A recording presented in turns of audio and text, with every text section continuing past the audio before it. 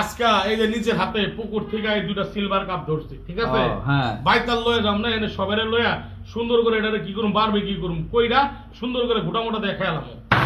এই যে আর সুন্দর করে এই যে মাছগুলো রান মেকআপ দিব, এই দেখেন পুরা মাছ দুইটারে প্রলেপ দিয়ে দিব,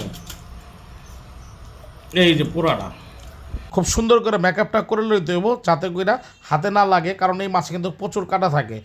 কলা পাতায় নেওয়ার একটাই কারণ যাতে মশলাটা পুরো মাছে লেগে থাকে।